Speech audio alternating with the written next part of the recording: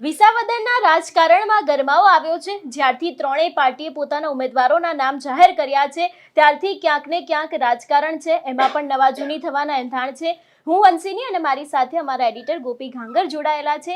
આજે વિસાવદરની સીટને સમજવાનો પ્રયત્ન કરીશું। તેની સાથે આમ આદમી પાર્ટીના ઉમેદવાર ગોપાલ ઇટાલિયા છે।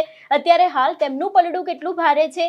જે ભાજપના કિરીટ પટેલ છે એ પણ પ્રચાર પ્રસાર કરી રહ્યા છે, પરંતુ ક્યાંક સીધો સવાલ એ પણ છે કે કોંગ્રેસના નીતિન રાણપરિયા છે એ પણ ક્યાંય દેખાતા નથી।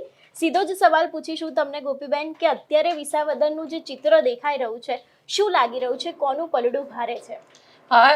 અત્યારની વાત કરવામાં આવે અને જે રીતે કેન્ડિડેટ અનાઉન્સ થઈ ગયા અને કેન્ડિડેટ અનાઉન્સ થઈ લગભગ 3 દિવસનો સમય થઈ ચૂક્યો છે, ફોર્મ ભરાઈ ગયા છે અને ફોર્મ ભરાયા પછીની જો વાત કરવામાં આવે તો અત્યારે એક તરફ નીતિનભાઈ છે કોંગ્રેસના, બીજી તરફ કિરીટભાઈ છે અને ત્રીજી તરફ ગોપાલ ઇટાલિયા છે। અત્યારે ઓવરઓલ આમ જોવા જઈએ તો ક્યાંક ગોપાલ ઇટાલિયાનું આ પલડું જે છે તે અત્યારે ભારે હોય તેવું લાગી રહ્યું છે, જે રીતે કેમ્પેનિંગના દ્રશ્ય આપણી સામે આવી રહ્યા છે। કારણ કે હંસિની અહીંયા સમજવું ખૂબ જરૂરી થઈ જાય છે કે તમારે વિસાવદરના વિસ્તારને સમજવો પડશે। વિસાવદરનો વિસ્તાર જે છે ખેડૂતોનો વિસ્તાર છે, ત્યાં મોટા ભાગે મતદાતાઓ જે છે એ ખેડૂત છે અને કિરીટભાઈ જે છે, કિરીટભાઈ વર્ષોથી ત્યાં આગળ રહેલા છે, ત્યાંના જિલ્લા પંચાયતના અધ્યક્ષ રહેલા છે, ત્યાં આગળ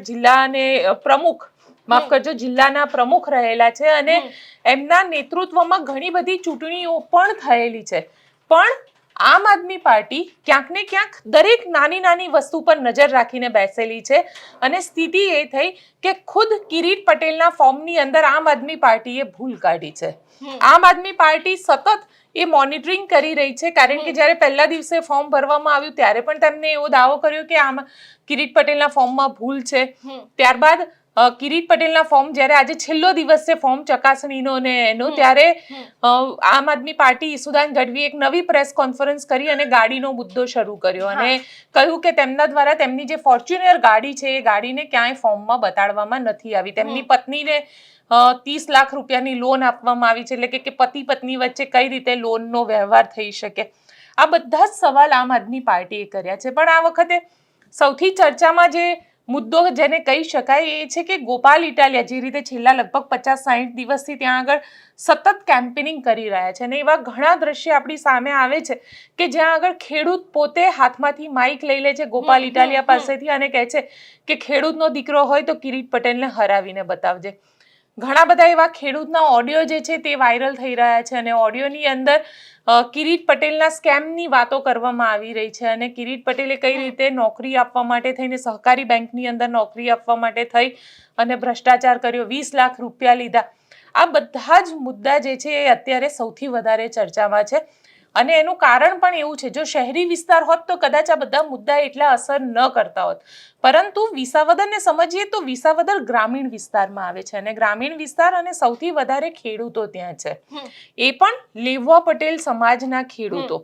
આ ખેડૂતોને દરેક નાની નાની વસ્તુ ખૂબ અસર કરે છે, એટલે એમના માટે 20 લાખ રૂપિયા લઈને નોકરી આપવી એક સૌથી મોટો ભ્રષ્ટાચાર કહી શકાય, જે કિરીટ પટેલ ઉપર આરોપ લાગેલો છે। FIR પણ થઈ ગઈ છે એવું પણ ઘણા બધા ખેડૂતો દાવો કરે છે। સાથે આમ આદમી પાર્ટી એક બીજો પણ દાવો કરી દીધો સાથે સાથે કે જે ઇકો ઝોનની વાત હતી, ઇકો ઝોનમાંથી 13 ગામ હટાવ્યા, જે કિરીટ પટેલે કીધું, જે બિલકુલ ભ્રામક છે।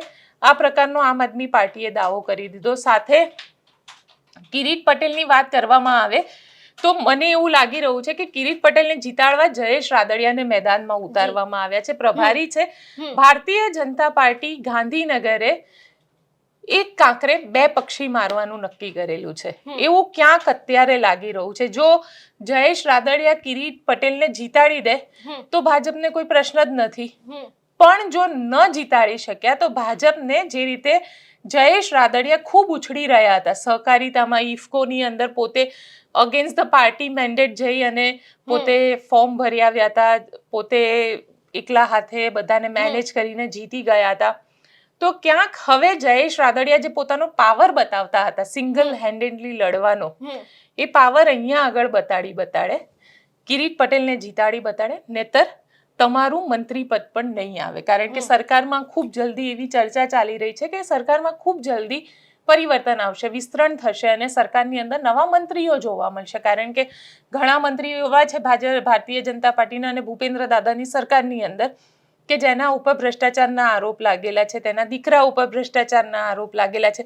કોકના દીકરા ઉપર ખોટા ગન લાયસન્સના આરોપ લાગેલા છે.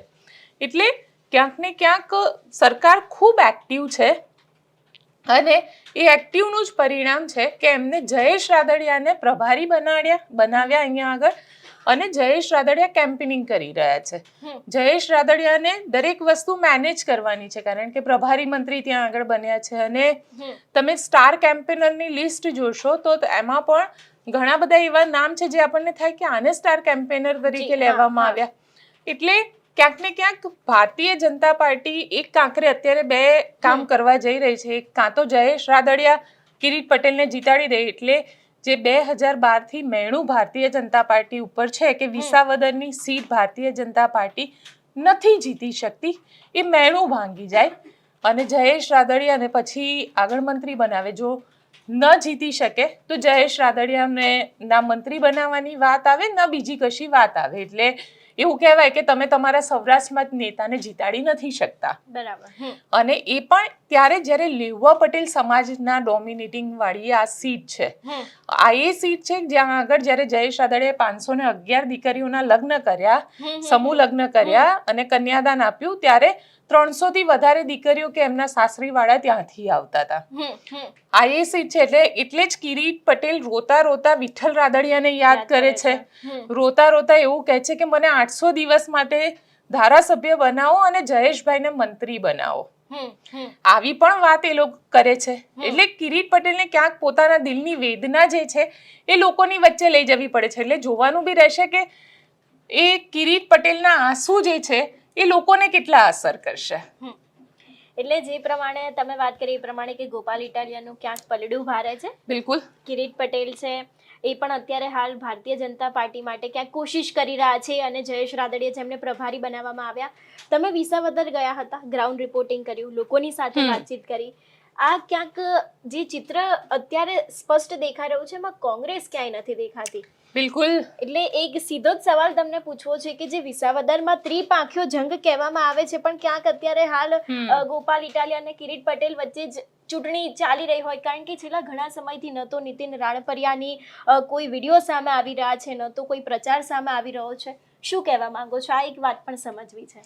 હા બિલકુલ અંશીની, પહેલા તો નીતિનભાઈની આ તસવીર આપણા દર્શકોને બતાડી દઈએ. નીતિનભાઈ આમ તો આ આખી ચૂંટણી કોંગ્રેસના નીતિનભાઈ સામે કિરીટભાઈ ભારતીય જનતા પાર્ટીના અને ગોપાલ ઇટાલિયા આ ત્રણેય વચ્ચેની આ આખી જંગ છે. પરંતુ નીતિનભાઈ જે છે એ ક્યાંય દેખાઈ નથી રહ્યા કારણ કે નીતિન રાણપરિયાને લઈને એવું કહેવાય રહ્યું છે કે કોંગ્રેસ જે છે એને આ વખતે કદાચ ખૂબ મોડું કરી દીધું અને કોંગ્રેસ આ વખતે કદાચ વિસાવદરની અંદર એવું કહી શકાય કે વોટ કટવા પાર્ટી સાબિત થાય. કારણ કે ક્યાંક ને ક્યાંક આમ આદમી પાર્ટી સતત ચૂંટણીના મેદાનમાં છે, ભારતીય જનતા પાર્ટી સાથે સીધી ફાઇટ છે, પણ કોંગ્રેસે બિલકુલ એન્ડ મુમેન્ટ પર પોતાનો ઉમેદવાર ઉતાર્યો.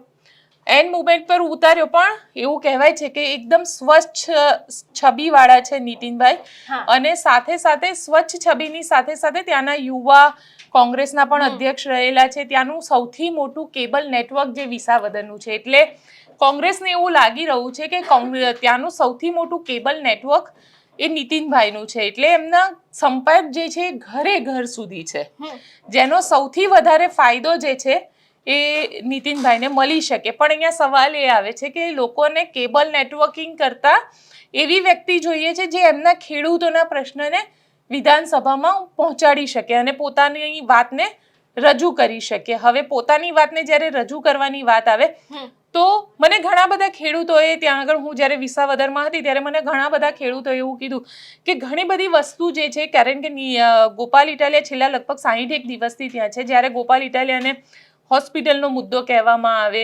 ખેડૂતનો પોતાનો મુદ્દો કહેવામાં આવે કે કોઈ અન્ય મુદ્દા માટેની વાત કરવામાં આવે, રોડ રસ્તાની વાત કરવામાં આવે તો ગોપાલ ઇટાલિયા કલેક્ટર ઓફિસે જાય અને એમનું કામ થઈ જતું હતું. આવું લોકોનું માનવું છે. એટલે લોકોનું એવું કહેવું છે કે અમારે એક લડાયક નેતા જોઈએ છે. એ લડાયક નેતા તરીકે લોકો ગોપાલ ઇટાલિયાને પસંદ કરી રહ્યા છે. પણ સામે કિરીટ પટેલ છે. કિરીટ પટેલ સતત એવું કહી રહ્યા છે કે આંદોલન કરવા વાળા નેતા છે. બાકી કે મને તમે ચૂંટીને વોટ આપીને ગાંધીનગર મોકલશો તો હું સીધો જ મુખ્યમંત્રીને ફોન કરીશ અને તમારું કામ કરાવી દઈશ. આપણે બધા જ જાણીએ છીએ કે કેટલા નેતા ઇલેક્શનમાં જીત્યા પછી સીધા મુખ્યમંત્રીને ફોન કરે છે અને કામ કરાવે. બહુ ઓછા નેતાઓ છે કે જે લોકો સીધા ડાયરેક્ટ મુખ્યમંત્રીને ફોન કરે છે અને કામ થાય છે. ગોપાલ ઇટાલિયાએ ધાક જમાવી છે ત્યાં આગળ. આંદોલનથી આવ્યા છે એટલે આંદોલનના કારણે એમની જે છબી છે આંદોલનકારીની છબી છે.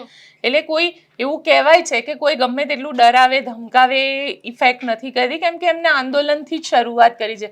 એ ગૃહમંત્રીને ચપ્પલ મારવાની વાત હોય કે પછી અન્ય રીતની વાત હોય, એ આમ આદમી પાર્ટી સંગઠનની વાત હોય, પણ એટલું ચોક્કસ અત્યારે કહી શકાય કે જે રીતે ગોપાલ ઇટાલિયા આગળ વધી રહ્યા છે, ખાસ કરીને ખેડૂતો જે પોતાના પ્રશ્નને લઈને ગોપાલ ઇટાલિયા પાસે જાય છે, ક્યાંક ગોપાલ ઇટાલિયાએ આજ 60-70 દિવસની અંદર એ કોશિશ કરી છે કે એમના પ્રશ્નોનું નિરાકરણ આવે, જેમાંથી લગભગ 60-70% પ્રશ્નોનું નિરાકરણ પણ આવી ગયું છે. એટલે વિસાવદરના લોકોને એવું લાગે છે કે ભાઈ અત્યારે તો સૌરાષ્ટ્રની અંદર કાં તો ગોપાલ ઇટાલિયા ચાલે કાં તો ગોપાલ નમકીન ચાલે. આવી પણ ચર્ચા જે છે એ ચર્ચા ત્યાં આગળ થયા કરે છે.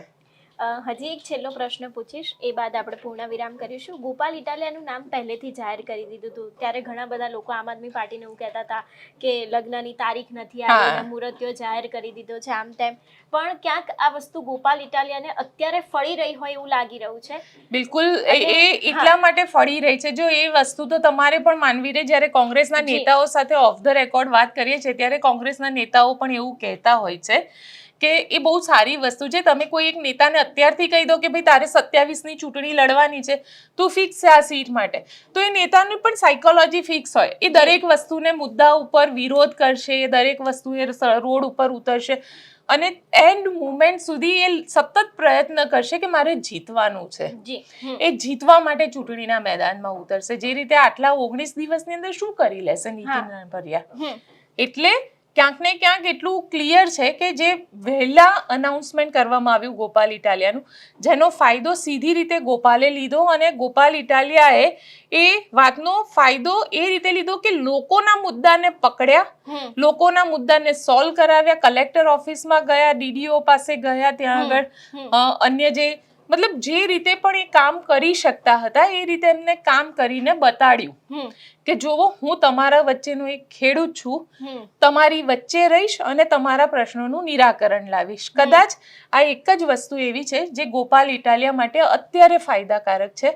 જ્યારે કિરીટ પટેલ માટે વાત કરવામાં આવે તો એમના માટે નુકસાનકારક એ છે કે એમની પૂર્વ ઇમેજ જે છે, એટલે પૂર્વ ભૂમિકા જે એમની હતી એ એમને ક્યાંક નુકસાન પહોંચાડી રહી છે કે એમના ઉપર ભ્રષ્ટાચારના આરોપ લાગ્યા છે, પૈસા ખાવાના આરોપ લાગેલા છે અને સાથે સાથે કે નોકરી આપવા માટે 20-20 લાખ રૂપિયા લીધા. જો ગામડાનો ખેડૂત બહુ અસર કરે આ બધી વસ્તુ.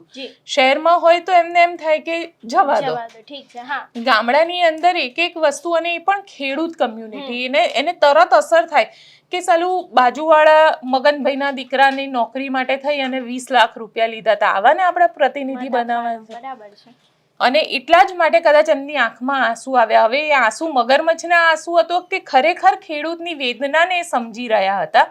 કારણ કે જો ખેડૂતની વેદનાને સમજી રહ્યા હતા તો કદાચ એમને એમની પોતાની કરેલી ભૂલ સમજાઈ હશે કે કદાચ મેં એ વખતે પૈસા ના લીધા હોત તો આજે મને ખેડૂતોનું સાંભળવું ન પડ્યું હોત. એટલે હવે એ કયા આંસુ હતા, એ ગિલ્ટી ફિલિંગના હતા કે પછી ખરેખર દેખાડવા માટે હતા કે આનાથી એક ભાવના સંવેદના ઉદ્ભવશે અને એમને ફાયદો થશે, એ મતદાતાઓ નક્કી કરશે. પણ એટલું ક્લિયર છે અત્યારે કે ફાઇટ જે છે એ કિરીટ પટેલ અને ગોપાલ ઇટાલિયા બંને વચ્ચેની આ આખી ફાઇટ છે અને આ ફાઇટની અંદર અત્યારે હાલ પૂરતા ગોપાલ ઇટાલિયા પ્લસમાં ચાલી રહ્યા છે. ભારતીય જનતા પાર્ટી મશીનરી છે, સોશિયલ એન્જિનિયરિંગ છે, બધું જ છે. છેલ્લે દિવસે શું મોમેન્ટમ ચેન્જ થાય છે એ બહુ જોવાની વાત છે. કારણ કે બની શકે કે આખી ફાઇટમાં અત્યારે આપણને એવું લાગે કે ગોપાલ ઇટાલિયા પ્લસમાં છે, પણ બિલકુલ એન્ડ મુમેન્ટ છેલ્લા 3 દિવસમાં પિક્ચર આખું ચેન્જ થઈ જાય અને પિક્ચરમાં આપણને એવું લાગવા લાગે કે અરે કિરીટ પટેલ જીતી રહ્યા છે અને આગળ છે. આ વસ્તુ એટલા માટે પણ શક્ય બને છે કારણ કે રાજકારણ છે. વાવમાં પણ આપણે જોયું હતું કે 23 રાઉન્ડમાં 20 રાઉન્ડ સુધી બિલકુલ. ગુલાબસિંહ રાજપૂત આગળ હતા ને છેલ્લા લગભગ ત્રણ- કોંગ્રેસે સેલિબ્રેશન હા, શરૂ કરી દીધું હતું હતું. અને છેલ્લા 3 રાઉન્ડમાં આખી બાજી પલટાઈ ગઈ હતી એટલે અને ખાસ છેલ્લા રાઉન્ડમાં 1200 વોટે જીતી જીતી ગયા ગયા હતા. એટલે ખાસ કરીને હવે વિસાવદરમાં પણ જોવાનું રહેશે કે જે પ્રમાણે અત્યારે ગોપાલ ઇટાલિયાનું નામ આગળ પડતું છે એ નામમાં હવે કોઈ બદલાવ આવે છે કે કેમ, તેની સાથે કોંગ્રેસ હવે પોતાનું જે ચિત્ર અત્યારે ધૂંધળું દેખાઈ રહ્યું છે એના ઉપર કામ કરશે કે કેમ, એ દરેક વાત હવે જોવાની રહેશે. તમારું શું માનવું છે આ વિષયને લઈને અમને કમેન્ટ કરીને ચોક્કસથી જણાવજો. તેની સાથે જ અમારી ચેનલ નિર્ભય ન્યૂઝને લાઇક, શેર અને સબસ્ક્રાઇબ કરવાનું ભૂલશો નહીં. નમસ્કાર.